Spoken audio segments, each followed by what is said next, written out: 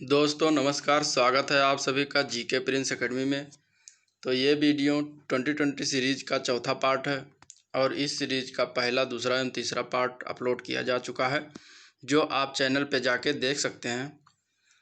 तो वीडियो शुरुआत करने से पहले हमारे चैनल को सब्सक्राइब करें तथा वीडियो को लाइक करें और ज़्यादा से ज़्यादा शेयर करें ताकि और लोगों को बेनिफिट मिल सके। तो चलिए स्टार्ट करते हैं आज का सेशन। पहला क्वेश्चन है, भारतीय संविधान में सन्निहित मूल अधिकारों की अवधारणा किस देश के संविधान से ग्रहण की गई है? तो इनमें आपका आंसर सही हो जाएगा, संयुक्त राज्य अमेरिका से मूल अधिकारों की अवधारणा लिया गया है।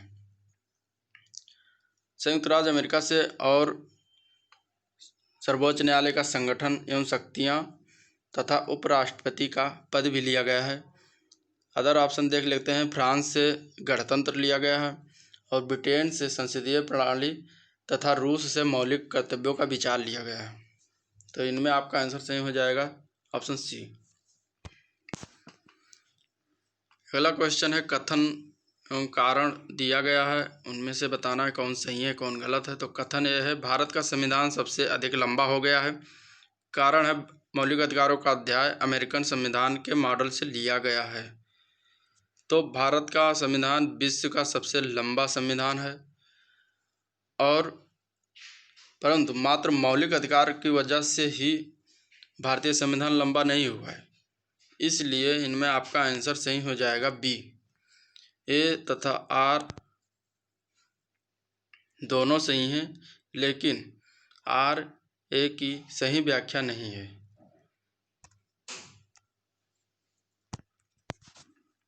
नेक्स्ट क्वेश्चन देखते हैं, भारतीय संविधान में मौलिक कर्तव्यों का विचार लिया गया है।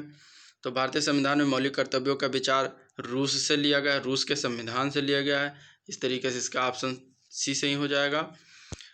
अगला क्वेश्चन देखते हैं। अगले क्वेश्चन में सूची 1 को सूची 2 से मिलान करना है। तो सूची 1 में भारतीय संविधान के मद हैं और सूची 2 में जिस देश से अपनाया गया उस देश के नाम हैं।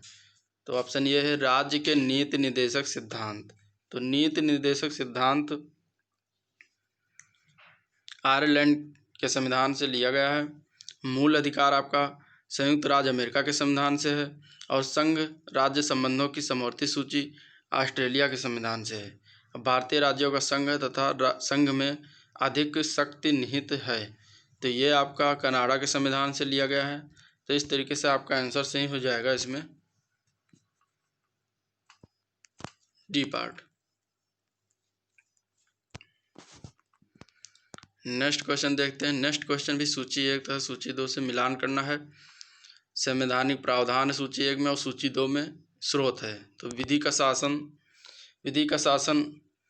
इंग्लैंड से लिया गया है। बी है, विधि द्वारा स्थापित प्रक्रिया जापान से लिया गया है। सी है, राष्ट्रपति के विचारार्थ राज्यपाल द्वारा विधेयक सुरक्षित रखना, यह आपका कनाडा से लिया गया है। और विस्तृत उभयनिष्ठ सूची ये ऑस्ट्रेलिया के संविधान से लिया गया है। तो इस तरीके से आपका आंसर इसमें सही हो जाएगा डी। अगला क्वेश्चन देखते हैं। राज्यसभा के गठन में प्रतिभा, अनुभव एवं सेवा को प्रतिनिधित्व देने में भारतीय संविधान निर्माता निम्नांकित उदाहरण से प्रभावित हुए थे। ऑप्शन ए आयरिश गणतंत्र, option B Canada, option C संयुक्त राज्य अमेरिका या ऑप्शन डी ऑस्ट्रेलिया। तो इनमें आपका आंसर सही हो जाएगा आयरिश गणतंत्र। आयरिश गणतंत्र से जो भारतीय संविधान के निर्माता थे वो राज्यसभा के गठन में प्रतिभा, अनुभव एवं सेवा को प्रतिनिधित्व देने में प्रभावित हुए थे। नेक्स्ट क्वेश्चन देखते हैं। भारतीय संविधान में अन्य देशों के संविधानों से कुछ विशिष्टताओं से लिया गया है। किस देश का राज्य के नीति निर्देशक तत्व के निर्माण में योगदान है? तो इनमें आपका आंसर सही हो जाएगा बी पार्ट, आयरलैंड। आयरलैंड के संविधान से राज्य के नीति निर्देशक तत्व को लिया गया है। नेक्स्ट क्वेश्चन है, भारत ने समवर्ती सूची की संकल्पना उद्धृत की है। तो समवर्ती सूची की संकल्पना ऑस्ट्रेलिया के संविधान से लिया गया है। इस तरीके से इसका ऑप्शन सी सही हो जाएगा। अगला क्वेश्चन देखते हैं, निम्नलिखित में से कौन सा लक्षण भारतीय परिसंघ और अमेरिकी परिसंघ में एक समान रूप से पाया जाता है?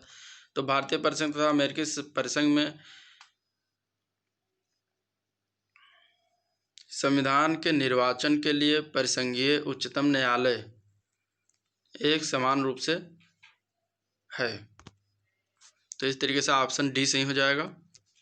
न्यायिक पुनरावलोकन की व्यवस्था ऑप्शन ए केवल भारत में है, ऑप्शन बी केवल यूएसए में है, या ऑप्शन सी भारत और यूएसए दोनों में है, या ऑप्शन डी केवल यूके में है। तो इसका आंसर सी सही हो जाएगा। न्यायिक पुनर्विलोकन की व्यवस्था भारत और यूएसए दोनों देशों में है। अगला क्वेश्चन देखते हैं, भारत की संघात्मक व्यवस्था निम्नलिखित में से किस देश से संबंधित है? तो भारत की संघात्मक व्यवस्था कनाडा देश से संबंधित, कनाडा देश से अंगीकृत किया गया है।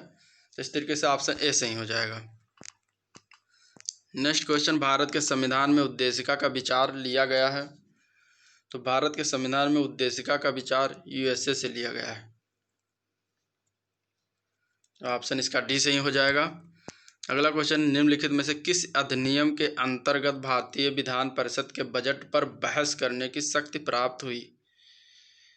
तो इनमें आपका आंसर सही हो जाएगा ऑप्शन बी, भारतीय परिषद अधिनियम 1892 आया था, तब जाके भारतीय विधान परिषद को बजट में बहस करने की शक्ति प्राप्त हुई थी। तो ये आपका आंसर बी हो जाएगा। अगला क्वेश्चन देखते हैं, निम्नलिखित में से किस अधिनियम में कलकत्ता में सर्वोच्च न्यायालय की स्थापना का प्रावधान किया गया था? तो इनमें आपका आंसर सही हो जाएगा रेगुलेटिंग एक्ट 1773। रेगुलेटिंग एक्ट बनाया गया था 1773 में, जिसमें कलकत्ता में सर्वोच्च न्यायालय की स्थापना का प्रावधान किया गया था। नेक्स्ट क्वेश्चन, निम्नलिखित में से किस एक अधिनियम द्वारा भारत में संघीय न्यायालय की स्थापना की गई थी? तो भारत में संघीय न्यायालय की स्थापना 1 अक्टूबर 1937 को भारत सरकार अधिनियम 1935 के अंतर्गत हुआ था। तो इस तरीके से इनमें से जो दिया हुआ है ये तीनों गलत हो जाएंगे। तो इसका ऑप्शन सी हो जाएगा, ऑप्शन डी उपयुक्त में से कोई नहीं। अगला क्वेश्चन है, निम्न कथनों पर विचार कीजिए। एक, भारत के संविधान में 20 भाग हैं। तो भारत के संविधान में 20 भाग नहीं, 22 भाग हैं, ये गलत हो जाएगा। और 2, भारत के संविधान में कुल 390 अनुच्छेद हैं। तो ये भी गलत है, भारतीय संविधान में 395 अनुच्छेद हैं। और 3 है, भारत के संविधान में 9वीं, 10वीं, 11वीं और 12वीं अनुसूचियों को संविधान अधिनियम द्वारा जोड़ा गया। तो ये सही है। तो इस तरीके से आपका आंसर इसमें सही हो जाएगा ऑप्शन सी, केवल 3 पार्ट सही है, बाकी ये गलत है, ये गलत है, क्योंकि इसमें 22 भाग हैं भारतीय संविधान में, और भारतीय संविधान में अनुच्छेद 395 है। अगला क्वेश्चन है, हमारे संविधान के किस भाग में 3 सोपानों में पंचायतें बनाने की परिकल्पना की गई है? इनमें आपका आंसर सही हो जाएगा ऑप्शन ए, भाग 9।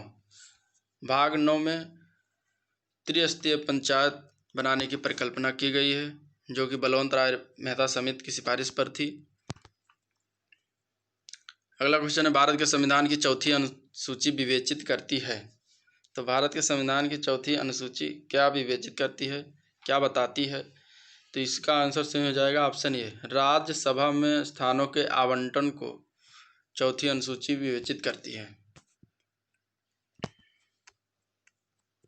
नेक्स्ट क्वेश्चन, यदि भारत संघ के एक नए राज्य का सृजन करना हो तो संविधान की निम्नलिखित अनुसूचियों में किए एक को अवश्य संशोधित किया जाना चाहिए।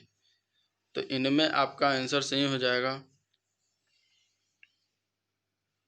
पहली, ऑप्शन ए। भारत के संघ के एक नए राज्य का सृजन करना हो तो ये पहली अनुसूची में दिया गया है, जिसके माध्यम से आप एक नया राज्य सृजन कर सकते हैं। नेक्स्ट क्वेश्चन, सूची 1 को सूची 2 से मिलान करना है। सूची 1 में संविधान की अनुसूची है, सूची 2 में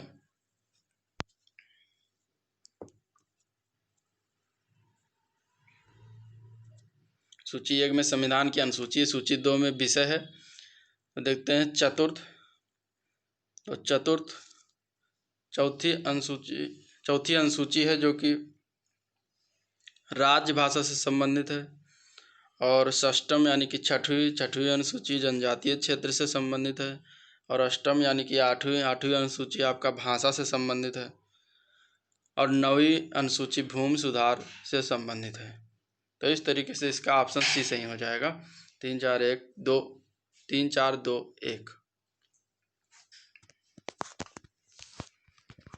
तो ये रहा ओवरऑल आज का सेशन।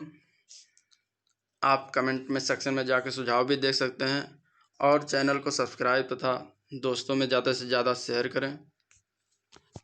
मिलते हैं अगले दिन अगला पार्ट लेकर, तब तक के लिए नमस्कार।